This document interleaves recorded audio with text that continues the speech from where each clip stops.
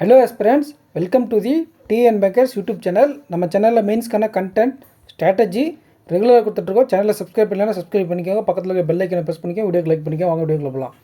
நம்ம இதுக்கு முன்னாடி என்ன சொல்லியிருந்தோம்னா, IDBI JAM எக்ஸாமும் கர்நாடகா பேங்க் கிளர்க்கும் ஒரே நாளில் வருது. கர்நாடகா பேங்க் கிளர்க்கு சென்டர் சென்னையில் அப்ளை பண்ண வேண்டியிருக்கும். அப்படி இல்லைனா பெங்களூர், திருவனந்தபுரம் இந்த 3 சென்டர் தான் தமிழ்நாட்டுக்கு பக்கத்தில் இருக்கக்கூடிய சென்டர்ஸ் கம்மியாக அவைலபிலிட்டி இருக்கிறதுனால நீங்கள் இந்த எக்ஸாமுக்கு 2 எக்ஸாமுக்கு அப்ளை பண்ணி எழுத விருப்பம் இருக்கிறவங்க ஒரே சென்டரில் அப்ளை பண்ணுங்கன்னு ஒரு வார்னிங் கொடுத்துருந்தேன். ஸோ நான் சொன்ன மாதிரியே 15ஆம் தேதி டிசம்பர் 15ஆம் தேதி IDBI JAM அஃபிஷியலாக டேட் வந்துருச்சு. அண்ட் அது மட்டும் இல்லாமல் கர்நாடகா பேங்க் கிளர்க்கோட டேட்டு நோட்டிஃபிகேஷன்லேயே இருந்துச்சு. ஸோ 2 எக்ஸாம் ஒரே நாளில் தான் நடக்குது.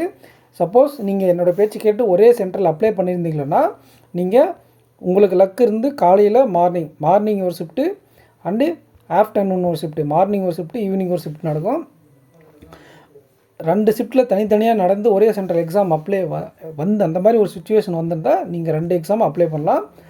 ஸோ இதனால் என்ன ஆகுன்னா, நீங்கள் 2 எக்ஸாமில் எந்த எக்ஸாம் எழுதியிருந்தாலும் கிளியர் பண்ணக்கூடிய ப்ராபபிலிட்டி அதிகமாக இருக்கும். ஏன்னு கேட்டிங்கன்னா காம்படிஷன் குறையும் 2 எக்ஸாம் ஒரே நாள் நடக்கிறதுனால.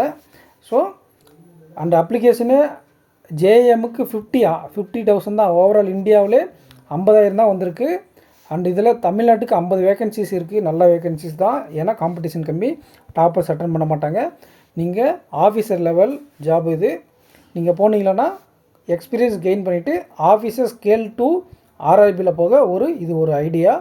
அண்டு கர்நாடகா பேங்க் கிளர்க்கும் இதே நாளில் தான் நடக்குது.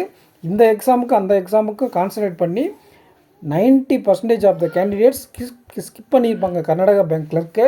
கர்நாடகா பேங்க் கிளர்க்கில் பாலிடிக்ஸ் இருக்குதுன்னு சில பேர் பொருளை கிளப்பி விடுறாங்க.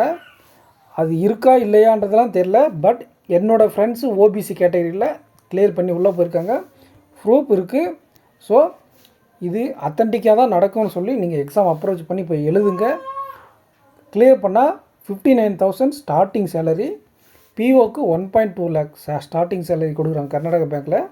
நீங்கள் ப்ரொமோட் ஆனால் கூட, கிளர்க்லேருந்து PO ப்ரொமோட் ஆனால் கூட நல்ல சேலரி எக்ஸ்பெக்ட் பண்ணலாம். ஒரு பப்ளிக் செக்டர் பேங்க்கை விட நல்ல சேலரி இது. ஸோ அதனால் இந்த 2 எக்ஸாமும் நல்லா போய் எழுதிட்டு வாங்க. எந்த எக்ஸாமுக்கு சான்ஸ் கிடைக்குதோ அந்த எக்ஸாம் எழுதுங்க. 2 எக்ஸாமுக்கு காம்படிஷன் கம்மி தான். நல்லா பண்ணால் எக்ஸாம் கண்டிப்பாக வேலை கிடைச்சிடும். So all the best candidates. நாளைக்கு யூனியன் பேங்க்கை நல்லா பண்ணுங்கள். தேங்க்யூ. இந்த வீடியோக்கு லைக் பண்ணிக்கோங்க. சேனலை சப்ஸ்கிரைப் பண்ணாமல் தான் சப்ஸ்கிரைப் பண்ணிட்டு பக்கத்தில் இருக்க பெல் ஐக்கனை ப்ரெஸ் பண்ணிக்கோங்க. ஃப்ரெண்ட்ஸுக்கு சேனலை ஷேர் பண்ணிடுங்க. Thank you friends. தேங்க்யூ.